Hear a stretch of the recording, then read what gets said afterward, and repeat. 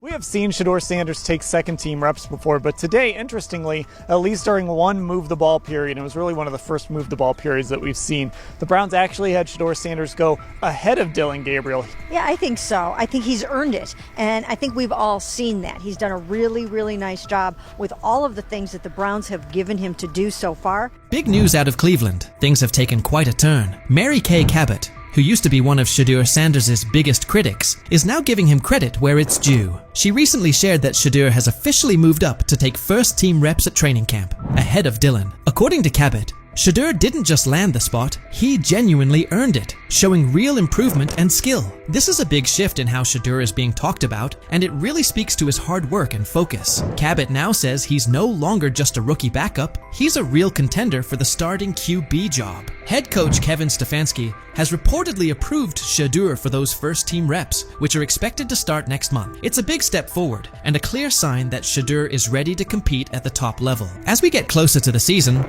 all eyes will be on Shedeur to see if he can lock in that starting role. But it wasn't always this way. Back during minicamp and OTAs, Cabot was one of his toughest critics. She constantly labeled him as a fourth-team quarterback and argued that he wasn't getting the reps he needed to show what he could do. For a while, she seemed like one of the only media figures not sold on his potential. While most of the coverage was backing Shedeur, Cabot stood firm in her doubts about whether he was truly ready. The way it played out yesterday is the way that I thought it would, is that Shedeur right now is the fourth-team quarterback. He did not take any team reps yesterday. Sometimes there's misinformation that comes out of an OTA like that, but he just did not take any team reps. And not just that he wasn't the second guy or the first guy. He didn't take any 11-on-11s yesterday. At one point, Mary Kay Cabot even claimed that Cleveland wasn't setting up Shedeur Sanders to compete for the starting role. In her view, Shedeur wasn't in line to start any preseason games, at least not yet. While he was holding it down with the fourth-team offense, Cabot highlighted that he wasn't being prepped the same way as Dillon Gabriel or the more experienced Kenny Pickett. According to her, the coaching staff hadn't given Shedeur the go-ahead to practice with the first-team unit, leaving a lot of people wondering what his actual role on the team would be. At that stage, it was obvious Shedeur still had a lot to prove. When Cabot was pushing the idea that Shedeur was stuck as the fourth-string QB, plenty of people pushed back, and Kimberly A wasn't having it. When she was asked whether Shedeur had been buried on the depth chart, she didn't hesitate. Kimberly shut the notion down completely. She said flat out that there was no way you could seriously put him in that spot. Anyone who thought Shedeur was being overlooked, she said, was just getting it wrong. According to Kimberly, it wasn't just unlikely, it was straight up inaccurate to say he wasn't being noticed. His skill, presence, and the way he played made it impossible to ignore him. He's as old as Harry, and you're sending him out there against these guys. I don't like anything about it. Extension because it hurts the team every way you look at it. And then finally, Kmart. If I said Cleveland, are they making a mistake burying Shedeur Sanders on their depth chart? Greeny, I don't think he's buried at all. I think it's so premature to even frame it like this. I understand the interest given the fact that there are 4 quarterbacks there, but to say a disservice is being done to Shedeur, I think is a bit. Mary Kay Cabot didn't just stop at calling Shedeur a fourth-string quarterback. She kept doubling down. She even floated the idea that Deshaun Watson could return and take the first-team reps instead of Shedeur. Her comments came across like she was trying to downplay any momentum Shedeur was building, insisting that Watson would likely have the better shot at running the offense. It started to feel like she was more focused on finding ways to discredit Shedeur than acknowledging his progress. Even with his clear potential and steady improvement, Cabot kept pushing a narrative that seemed more about keeping him out of the spotlight than giving him a fair shot.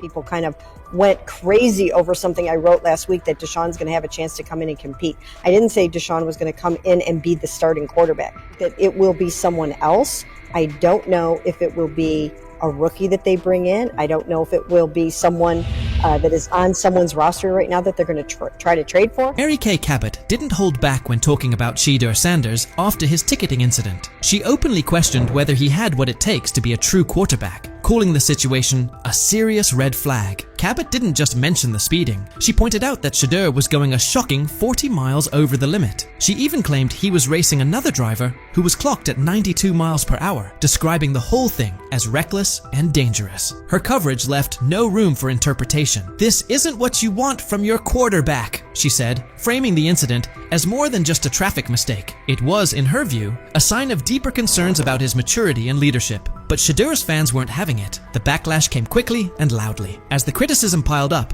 Cabot eventually shut off her comments, clearly seeing that the narrative she'd been pushing was falling apart. She started to realize that sticking to her stance would only hurt her credibility, especially with Shedeur continuing to prove himself. Recognizing that it's okay to change course when the facts do, Cabot finally gave Shedeur his due. She acknowledged his obvious talent and the progress he's made, fully backing him now as a key part of the Browns' quarterback picture. After everything, she had to face the reality. Shedeur Sanders was the real deal. She admitted he had pulled ahead of Dillon Gabriel on the depth chart and was now getting first-team reps. The work Shedeur had put in, the strides he made, and the undeniable skill he showed on the field couldn't be ignored anymore. Cabot came to terms with what had become crystal clear. Shedeur was a serious contender for the starting quarterback job. His moment had arrived. Seen Shedeur Sanders take second-team reps before, but today, interestingly, at least during one move-the-ball period, it was really one of the first move-the-ball periods that we've seen, the Browns actually had Shedeur Sanders go ahead of Dillon Gabriel. Yeah, I think so. I think he's earned it, and I think we've all seen that. He's done a really, really nice job with all of the things that the Browns have given him. Mary Kay Cabot even went so far as to say that Shedeur Sanders had left a strong impression every time he spoke to the media. She pointed out how his poise and maturity during interviews only added to his rising reputation, stressing that the Browns were taking everything into account. According to her, Shedeur seemed to stand out above every other quarterback on the roster. It was becoming more and more obvious that his progress wasn't limited to just what he was doing on the field. He was also stepping up as a leader off of it. Her change in tone showed just how hard it was to ignore Shedeur's impact and the potential he was starting to reveal in every part of the game. Shedeur Sanders has now shown, without question, that his skill and drive are the real deal. Even Cabot, once one of his harshest critics, has come around. His development as a player, his ability to exceed expectations, and the way he carries himself in front of the media have all helped shift the conversation. He started out being dismissed as a fourth-string quarterback, but Shedeur kept pushing, eventually moving ahead of names like Dillon Gabriel. Through strong showings during minicamps, OTAS, and the lead up to the season, he's proven he's ready for the spotlight. And it's not just Mary Kay who's flipped her stance. A lot of people who once doubted him are now among his loudest supporters, giving him credit for the growth he's shown and the potential he brings to the team. Shedeur's rise has been all about resilience. He's turned criticism into motivation, and that dedication has earned him respect. His progress isn't just about football, it's also about the leadership and maturity he's displayed along the way. As Shedeur keeps growing, it's clear he's not just another rookie, he's on track to become a breakout star. What do you think? Has Shedeur truly earned his spot as a starting QB contender, or is there still more work to do? Was Mary Kay right to change her opinion, or should she have stuck with her original take? What do you think was the turning point that flipped the script for Shedeur? And do you believe this support he's getting will keep building as the season goes on? Out there, I talked to Denzel Ward. Yep. I talked to some, but I can't say the name. But anyway, I done talked to some people. He looked different. There's a difference when that young bull is out there spinning that ball. You hear me? Mm-hmm. Difference. I'm talking about football. I ain't talking about no media and all that hoopla and all them. On Twitter they putting up the numbers. Some he with 10 for 12 for 2 touchdowns. I'm talking about when he's at the helm, he looks different. Whether he's going with the first team, second team, or third team.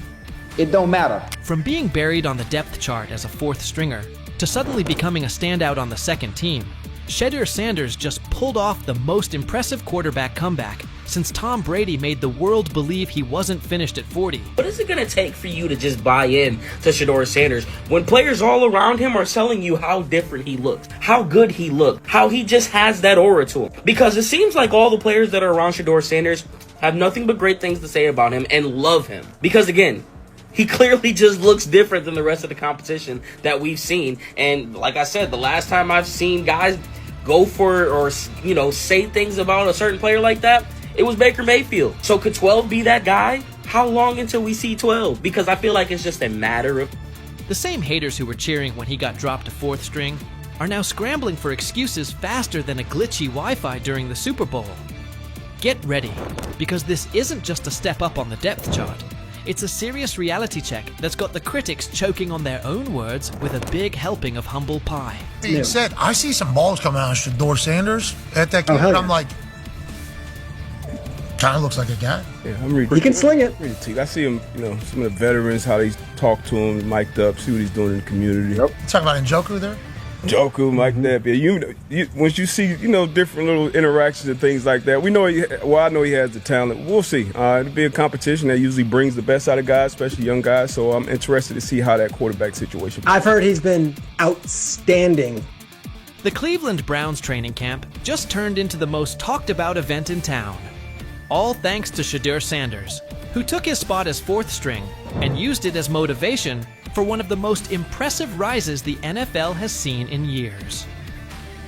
While everyone was busy counting him out and calling his career dead, Sanders was quietly putting together a performance so good that coaches are saying they haven't witnessed anything like it in the last 15 years. Drafted in the 5th round, all that means nothing when it's time to play football and that whistle blows. He looks different than the rest of the competition. That's what I heard. And I'm talking from a, not Brother Ward, I'm just talking about from sources that's in that room, that's on that field, that's playing the sport. Man, come on, man. Yep, coaches with decades of experience are honestly scratching their heads, trying to figure out how someone goes from being a practice squad afterthought to seriously competing for a starting spot in just a few weeks. Thing is, they never planned on taking him. The problem is, like Ocho Cinco says, you got somebody that has endeared himself to the locker room. And guess what? The difference between him and Tim Tebow, the biggest one, is he can play. He can throw the ball. Tim Tebow running around being an H-back, he can throw the ball. And he's done everything he needs to do. He ain't saying nothing. He ain't rocking the boat. He ain't mad about the reps. He ain't mad about none of that. All the people out there want to see is this, like Tyvin said earlier. We want to see what he can do with Jerry Jeudy. That's it. I want to see what he can do with David Njoku. I want to see him with Junkins. I want to see him with the first running backs. If you are cooking, if you are beating down the doors with the 3s and 4s, guess what? You deserve more. That was a bar. It rhymed. It was. Remember when Mary Kay Cabot dropped that bombshell report saying Shedeur Sanders was the 4th string quarterback? The internet blew up faster than a Michael Bay explosion. Critics came out of nowhere, like ants at a picnic, rushing to call his NFL dreams dead on arrival. They claimed he was only shining against guys who'd either end up on practice squads or be out of the league by September. They pointed out he wasn't getting reps in 11-on-11 drills and said he needed to earn his way up the depth chart. Dude, listen, the guy, all I can say is that he goes where the ball's supposed to go and it looks the way it's supposed to look. Mm-hmm. And when I hear that tells me it sounds like the Browns may have got a steal with Shedeur Sanders in the 5th round, because I think he'll have a chance. I'm not saying he's going to be the starting quarterback in September, like week 1 or 2 or whatever it may be early in the year, but I think he's got a chance to develop into something that hopefully would preclude them from having to draft a quarterback first overall or top 5 next year. He said, I see some balls coming out of Shedeur Sanders at that game, and I'm like, kind of looks like a guy. Yeah, I'm reading. He can sling it. I see him, some of the veterans, how they talk to him, mic'd up, see what he's doing in the community. Yep. You talking about Njoku there? Joku, like that. Yeah, once you see, different little interactions and things like that, I know he has the talent. We'll see. It'll be a competition that usually brings the best out of guys, especially young guys. So I'm interested to see how that quarterback situation goes. I've heard he's been outstanding. Funny how the tables have turned. Those same critics are now watching Sanders climb the depth chart like he's scaling Mount Everest with rocket boosters. The guy they wrote off is now the one they can't stop paying attention to. Every completion sends a message. Every perfect throw is a reminder that real talent doesn't stay hidden forever. And with every practice, he's showing that maybe, just maybe, the Browns stumbled upon their hidden gem. One thing for the fans to sit here and hype up Shedeur Sanders, because we all know how we get about certain players that we like. But it's another thing when you hear it from players who are actually on the field, who are actually in the locker room, who are actually next to this guy every single day. Because I'm sure we've all seen the quote by now by Chad Johnson when they were on the nightcap, and he talked to some young bulls. He talked to Denzel Ward. He didn't want to give away his name, but he already did it. And he said that Denzel Ward says he looks different from the rest of the competition. We've already been seeing. When word got out that Shedeur Sanders officially moved up to second-team reps, passing Dylan Gabriel along the way, the shockwaves hit from Cleveland all the way to Canton. This wasn't just some small roster tweak, this was huge. One day he's throwing passes to practice squad guys, and the next he's running with the second team. putting real pressure on the starting quarterback spot. The promotion came after Sanders completely dominated minicamp, showing toughness, leadership, and total control on the field. His passes were right on target, hitting receivers in stride. His decision-making was sharp as a blade, and his grasp of the playbook had coaches nodding like proud parents at a school play. But this wasn't beginner's luck. It was steady, calculated execution that the coaching staff just couldn't ignore. And I don't know, there was never no one thought he was this like malcontent or like a bag. It wasn't. That was the word, That was kind of what was being said. That was kind of what was being said. No. The pre-draft process was so unorthodox that he didn't go through it all like everyone else did. And I think there's a lot that we can look back on this thing, especially if he becomes a star in this league, and say, you could point fingers in a million ways. Not having a pure agent, not having the workouts that everyone else did, going to these teams, not necessarily being as willing to throw the ball when asked at the All-Star games, like that kind of stuff I think might have stung him and might have turned teams off. But when Stephen A. Smith starts singing your praises, that's when you know you've officially arrived. The ESPN personality, famous for his fiery takes and no-nonsense analysis, didn't just mention Sanders.